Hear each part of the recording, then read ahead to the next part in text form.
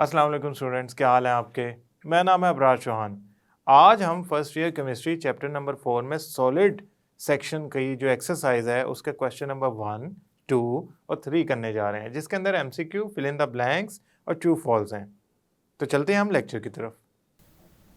आज हम सॉलिड्स के पोर्शन का chapter number 4 first year chemistry के अंदर एमसीक्यूज और फिल इन द ब्लैंक्स और ट्रू फॉल्स को करने जा रहे हैं। तो सबसे पहले हम चलते हैं फर्स्ट एमसीक्यू की तरफ। Ionic solids are characterised by, ionic solids को कैरेक्टराइज किया जाता है, यानी कि उनकी वो कौन सी प्रॉपर्टी है जिसके जरिए इनको कैरेक्टराइज किया जा सकता है। Low melting point, ionic solids का लो मेल्टिंग पॉइंट नहीं होता, उनका मेल्टिंग पॉइंट हाई होता है। B, good conductivity in solid state, they are not conductor in solid state. क्यों? कंडक्टिविटी के लिए फ्री इलेक्ट्रॉन्स या आयंस चाहिए होते हैं, जबकि जो आपके पास आयनिक कंपाउंड सॉलिड स्टेट में होता है उसमें फ्री इलेक्ट्रॉन या फ्री आयंस मौजूद नहीं होते, जिसकी वजह से वो कंडक्टर नहीं होता। C option, high vapour pressure. अच्छा, वेपर प्रेशर जो है ना आयनिक सॉलिड का, चूंकि सॉलिड फॉर्म में है, लिहाजा ये हाई वेपर प्रेशर तो इनसे एक्सपेक्ट ही नहीं किया जा सकता। D, solubility in polar solvent, yes, ionic solids are usually soluble in polar solvent। जैसे कि सोडियम क्लोराइड है, वो पानी में डिजोल्व हो जाता है क्योंकि वो एक आयनिक सॉलिड है। Potassium nitrate, sodium chloride and potassium nitrate, इसके अलावा कैल्शियम सल्फेट, इसके अलावा सोडियम आयोडाइड, ये सारे आयनिक सॉलिड्स हैं। ये सारे के सारे वाटर यानी कि एक पोलर सॉल्वेंट के अंदर डिसॉल्व हो जाते हैं। सो हम कहेंगे कि जो ऑप्शन नंबर डी है ना, that is actually correct option. Amorphous solids, amorphous solid क्या होते हैं? अमोर्फस सॉलिड वो होते हैं जिनमें ऑर्डरली अरेंजमेंट नहीं होती। तो ए ऑप्शन देखते हैं, have sharp melting point. No, they do not have a sharp melting point. Actually उनका मेल्टिंग पॉइंट जो होता है एक ख़ास रेंज में होता है, यानी कि वो एक ख़ास टेम्परेचर पे मेल्ट नहीं होते बल्कि एक लॉन्ग रेंज पे मेल्ट होते हैं। Under go clean cleavage when cut with knife, वो आसानी से कट जाते हैं जब उनको चाकू से काटा जाता है एक सर्टन क्लीवेज के अंदर या सर्टन प्लेन के थ्रू। असल में ना इनमें क्लीवेज प्लेन्स नहीं हो सकते क्योंकि इनमें ऑर्डरली अरेंजमेंट नहीं होगी, तो इसमें क्लीवेज प्लेन्स का तस्वुर आप नहीं ला सकते। सी ऑप्शन है perfect arrangement of atoms, they do not have any kind of perfect arrangement of atoms. D option, can possess small regions of orderly arrangement of atom, इनमें छोटे छोटे एटम्स एक ख़ास रीजन के अंदर, छोटे रीजन के अंदर अरेंज होते हैं।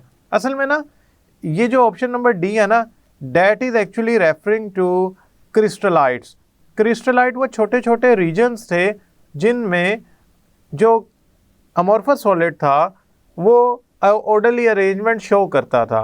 मसलन अमोर्फस सॉलिड जो है वो ओवरऑल अगर मैक्रोस्कोपिकली देखा जाए तो उसमें कोई अरेंजमेंट नहीं है, लेकिन उसके कुछ छोटे रीजन होते थे जिसके अंदर थोड़े बहुत अरेंजमेंट नज़र आती थी, उसको हम कहेंगे कि वो वाले क्रिस्टलाइट्स एरियाज हैं।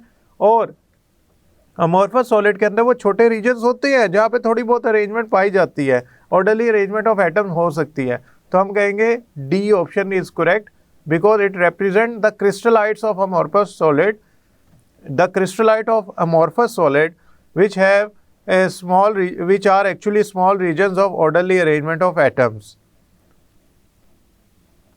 Now the molecules of carbon dioxide in dry ice form the, अच्छा कार्बन डाइऑक्साइड के मॉलिक्यूल्स हैं, तो मॉलिक्यूल्स मिलकर जो सॉलिड बनाएंगे वो मॉलिक्यूलर सॉलिड होगा। तो ऑप्शन नंबर सी, देखिए आयंस मिलकर जो सॉलिड बना रहे होते तो वो आयनिक सॉलिड होता।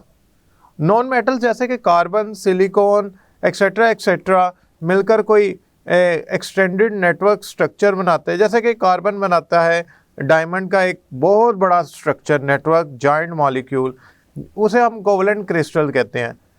लेकिन अगर मॉलिक्यूल मिलकर कोई सॉलिड बनाते हैं तो उनको मॉलिक्यूलर सॉलिड कहते हैं। इसमें आयोडीन भी एग्जांपल के तौर पे दी जा सकती है। Which of the following is a pseudo solid, pseudo को आसान लफ्जों में हम कहें तो नकली सॉलिड, यानी कि जो असल सॉलिड की प्रॉपर्टीज़ यानी कि अरेंजमेंट नहीं शो करता।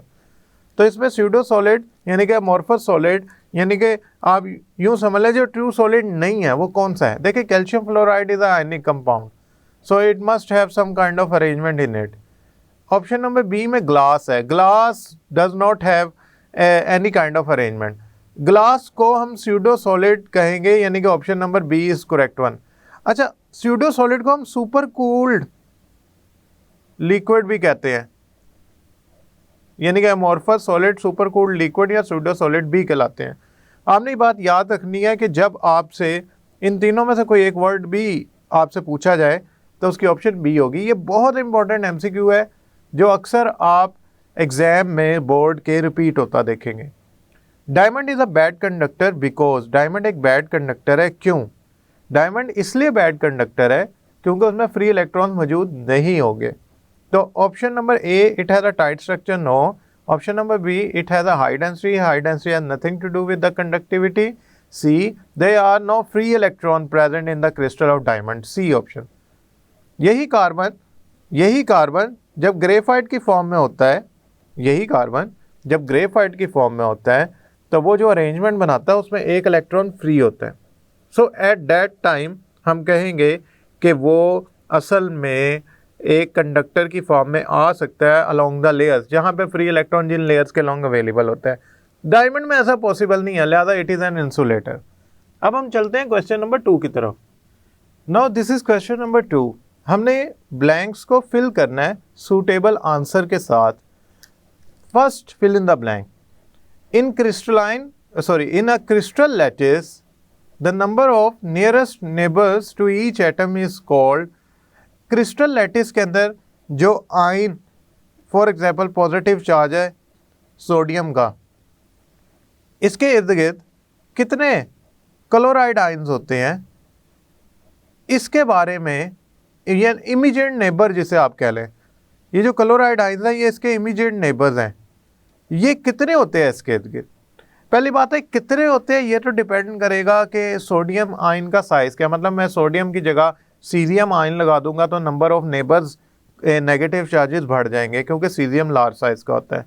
लेकिन ये जो रिलेशन है इनका, यानी कि क्रिस्टल लैटिस में नेबर्स जो नियरेस्ट नेबर या इमीडिएट नेबर होते हैं ऑपोजिट चार्जेस के, या एक एटम के जो क्रिस्टलाइन लैटिस बना रहा है उसका साथ जो इमीडिएट नेबर या साथ वाला एटम होता है वो कितने होते हैं, उसको हम कहते हैं coordination number. So this should be a coordination number, coordination number. So let's write it here, इसको मैं मिटा दूं। सो फर्स्ट का जो आंसर है that is actually coordination number which represent the number of atoms which are immediate neighbour to a certain atom जो कि crystal lattice के अंदर मौजूद होता है। मतलब सोडियम आयन के साथ 6 क्लोराइड आयन्स जुड़े होते हैं तो कोऑर्डिनेशन नंबर फॉर सोडियम जो क्लोराइड आयन्स हुए वो हुआ 6। Second, there are Bravais lattice. Bravais lattice कितने होते हैं? देखिए हमने जो पढ़ा ना वो हमने पढ़ा है एक 7 क्रिस्टल सिस्टम, जबकि ब्रेविस लैटिस जो होते हैं ना वो असल में 14 यानी कि 14 डिफरेंट किस्म के 3 डायमेंशनल सिस्टम्स होते हैं जिसके अंदर आप आयंस को या क्रिस्टल के यूनिट सेल को अरेंज कर सकते हैं। So it is a kind of N extended form of 7 crystal system जिसमें आप अरेंजमेंट देख सकते हैं डिफरेंट क्रिस्टल्स की यूनिट सेल्स की इन 3 डायमेंशन। तो ये 14 होते हैं ब्रेविस लैटिसेस। तो हम यहाँ पे सेकंड वाले का आंसर लिख देते हैं 14। Okay, now third, a pseudo solid is regarded as a, अच्छा स्यूडो सॉलिड यानी कि अमॉर्फस सॉलिड क्या रिगार्ड होता है? As a super cooled liquid होता है क्योंकि इसमें जो अरेंजमेंट होती है वो होती नहीं है। जैसा लिक्विड के अंदर जो मॉलिक्यूल्स होते हैं वो अरेंज फॉर्म में नहीं होते, रैंडमली वो चल रहे होते हैं, मूव कर रहे होते हैं और उनमें कोई अरेंजमेंट नहीं होती। तो अगर मैं उसी रैंडम अरेंजमेंट को सॉलिडिफाई कर दूं तो वो स्यूडो सॉलिड कहलाएगा या सुपर कूल्ड लिक्विड कहलाएगा। तो जो थर्ड में आंसर आएगा वो आएगा सुपर कूल्ड लिक्विड। तो जो थर्ड का आंसर आया हमारे पास वो आया super cooled liquid. Okay, fourth, glass में begin to crystallize by the process is called. अच्छा, ग्लास की क्रिस्टलाइजेशन, वैसे तो ग्लास जो होता है वो एक अमोर्फस सॉलिड है, लेकिन आप उसे क्रिस्टलाइज कर सकते हैं खास प्रोसेस के जरिए। उस प्रोसेस का नाम है annealing,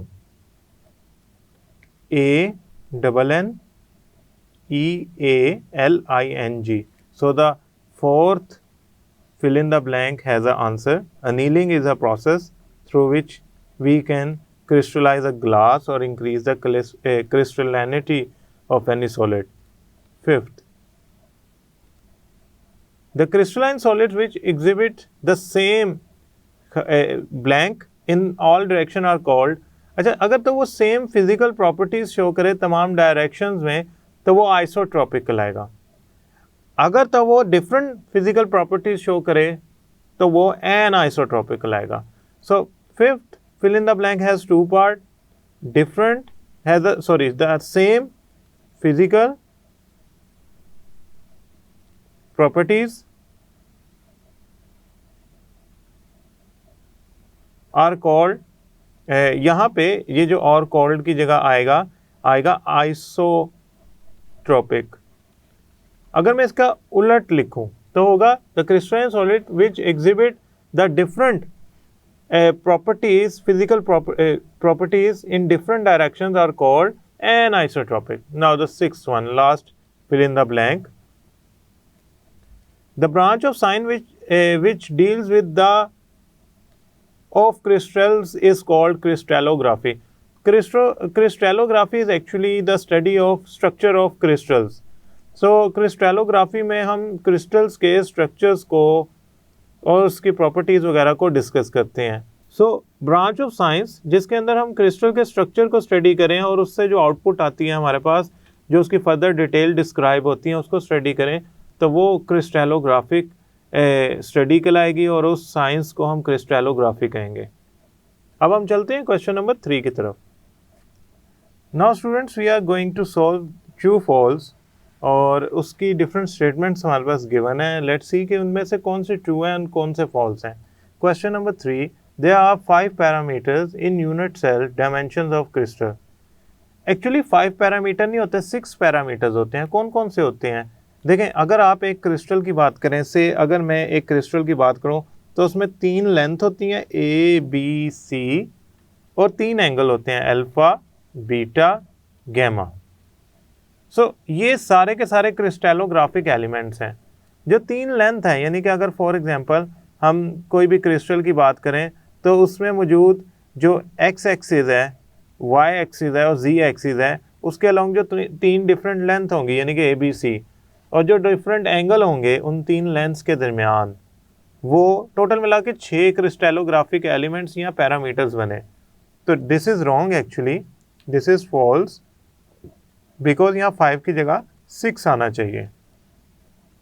now the second, the ionic crystals are very hard, have low volatility and very low melting and boiling point. Ionic crystals जो होते हैं वो हार्ड तो होते हैं, उनकी वॉलेटिलिटी भी लो होती है, लेकिन उनका मेल्टिंग और बॉइलिंग पॉइंट हाई होता है, तभी उनकी वॉलेटिलिटी लो होगी और वो स्ट्रॉन्ग कहलाएंगे. तो यहाँ पे वेरी लो नहीं होना चाहिए, it should have the high melting and boiling point. So overall this statement is partially true, partially false. So we will say it is a false statement, because end पे जो इन्होंने लिखा हुआ वो इंतहाई कंट्राडिक्टरी बात है from the properties of ionic solid. Third, The value of lattice energy of ionic substances depend upon the size of ion. Yes, देखें जो lattice energy होती है ना, वो डिपेंड करती है sizes of ion पे.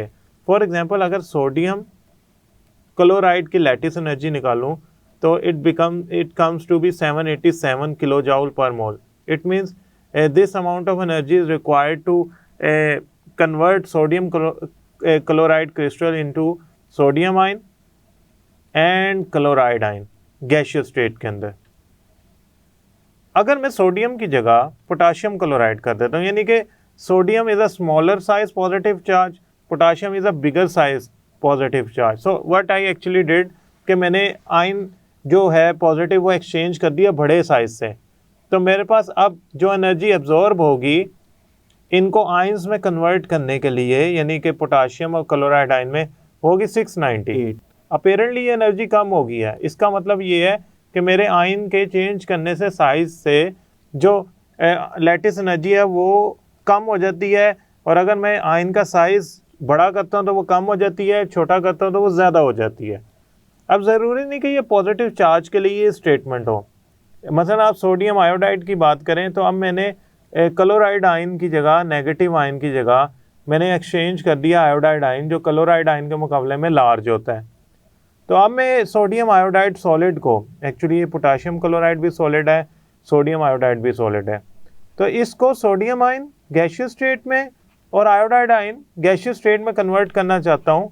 तो अगेन मुझे 787 से कम एनर्जी रिक्वायर्ड होगी, क्योंकि अब मैंने जो आयोडीन है वो एक्सचेंज किया हुआ है क्लोरीन से। क्लोरीन का जो नेगेटिव चार्ज होता है वो छोटा होता है, आयोडीन का नेगेटिव चार्ज बड़ा होता है, तो अल्टीमेटली इसकी लैटिस एनर्जी कम हो जाएगी। So this is true actually. तो यहाँ पे लिखते हैं true. Molecular orbital theory of solid is also called band theory. Yes, it actually describes the how atomic orbitals overlap to form molecular orbitals of high energy and low energy, yeah, bonding or anti-bonding, and how they form bands of energy, and how the conductivity is considered using that band theory. So it is actually true. Ionic solid is good conductor of electricity in molten state. Now this is something we need to discuss. Students देखें, अगर मैं आयनिक solid बनाता हूं तो उसमें positive और negative charges एक दूसरे के बिल्कुल साथ जुड़े होते हैं, और उसकी वजह से वो एक दूसरे के साथ स्ट्रांगली अट्रैक्टेड होते हैं और वो अपनी शेप को मेंटेन रखते हैं। For example, this is the first layer and this is actually a second layer. Oppositely charge एक दूसरे के साथ जुड़ेंगे, कभी भी आपने सेम चार्जेस एक दूसरे की डायरेक्शन में नहीं बनाने। नाउ स्टूडेंट्स, अगर मैं अप्लाई करूं इस साइड पे एक टर्मिनल से नेगेटिव टर्मिनल और इस साइड पे मैं अप्लाई करूं पॉजिटिव टर्मिनल, अगर मैं ये टर्मिनल अप्लाई करूं तो होना यूं चाहिए कि जो मेरे पास आयंस हैं which are actually negative, they should move in this direction and the positive ion should move in this direction, यानी कि oppositely charge ions opposite direction में मूव करने चाहिए। मगर ऐसा होता नहीं है। क्यों? जो इनमें आयनिक बॉन्ड है ना, वो इन दोनों को, यानी कि पॉजिटिव और नेगेटिव चार्ज को एक दूसरे से दूर नहीं जाने देगा, क्योंकि उसने इनको स्ट्रांगली होल्ड किया हुआ है, जिसकी वजह से ये एक दूसरे से अवे मूव नहीं कर पाते। अल्टीमेटली होता यूँ है कि ये एक दूसरे से दूर ना जाने की वजह से अपनी जगह पे मेंटेन रहते हैं, कायम रहते हैं, और करंट का फ्लो नहीं बना पाते। क्योंकि करंट तभी फ्लो करेगा जब आयंस, यानी कि पॉजिटिव आयंस और नेगेटिव आयंस मूव करेंगे, एक जगह से दूसरी जगह जाएंगे।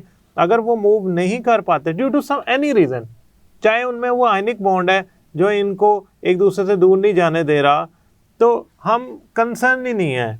हम कंसर्न इससे है कि अगर आयंस का फ्लो होता है तो कंडक्टिविटी होगी। चूंकि सॉलिड स्टेट में आयनिक बॉन्ड इतना स्ट्रांग होता है, वो पॉजिटिव और नेगेटिव चार्जेस को अपनी जगह पे होल्ड करके रखता है, लिहाजा अल्टीमेटली सॉलिड स्टेट में कंडक्टर नहीं होते।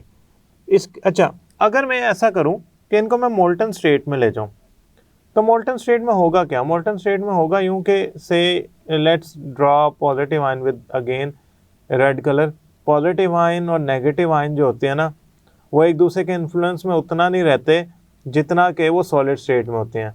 लिहाजा जब वो मोल्टन स्टेट में होंगे तो जब आप उनको अप्लाई करेंगे उनमें क्या नाम है, करंट, तो पॉजिटिव चार्जेस नेगेटिव टर्मिनल की तरफ चल पड़ेंगे और नेगेटिव चार्जेस पॉजिटिव टर्मिनल की तरफ चल पड़ेंगे। उसकी वजह क्या है कि लिक्विड स्टेट में उनका जो फोर्सेस ऑफ अट्रैक्शन है वो इस काबिल नहीं होती कि उनको रोक लें, उनको अपनी जगह पे रोकी रखें। तो अल्टीमेटली होता क्या है कि वो मूव करते हैं जब टर्मिनल्स अप्लाई किए जाएं, यानी कि पॉजिटिव और negative, higher potential lower potential, या करंट पास किया जाए तो करंट पास हो जाता है मोल्टन स्टेट के अंदर, क्योंकि पॉजिटिव और नेगेटिव चार्जेस मूव करते हैं टुवर्ड्स ऑपोजिट डायरेक्शन, क्योंकि वो फोर्सेस अट्रैक्शन जो सॉलिड में मौजूद थी बड़ी स्ट्रॉन्ग, यानी कि आयनिक बॉन्ड, वो उस काबिल नहीं रहा लिक्विड स्टेट के अंदर मोल्टन स्टेट के अंदर, फ्यूज स्टेट के अंदर आयनिक सॉलिड का जो फ्यूज स्टेट है उसके अंदर कि वो उनको होल्ड करके रखे, लिहाजा करंट अप्लाई करने पे ये चार्जेस मूव करना शुरू कर देते हैं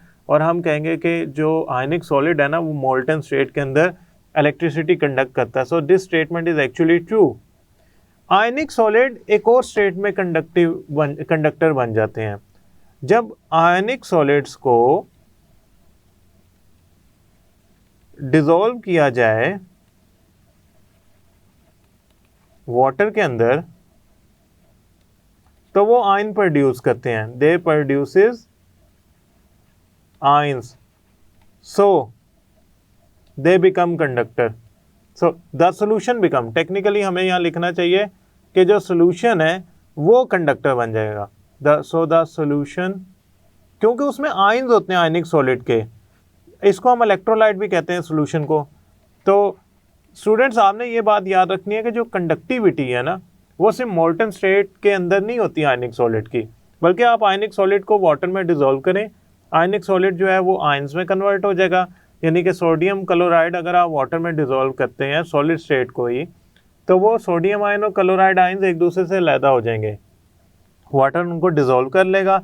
अब वो चूंकि आयनिक स्टेट में है लिहाजा आप उनको कंडक्टर बना सकते हैं, कंडक्टिविटी उनसे आप उनसे कंडक्टिविटी कर सकते हैं क्योंकि अब वो मूव करने के काबिल हो गए हैं। लिहाजा अगर एक सोल्यूशन है उसमें से आप करंट पास करना चाहते हैं और वो आयनिक सॉलिड का सोल्यूशन है वाटर के अंदर, तो आप आसानी से उसमें से करंट पास कर लेंगे।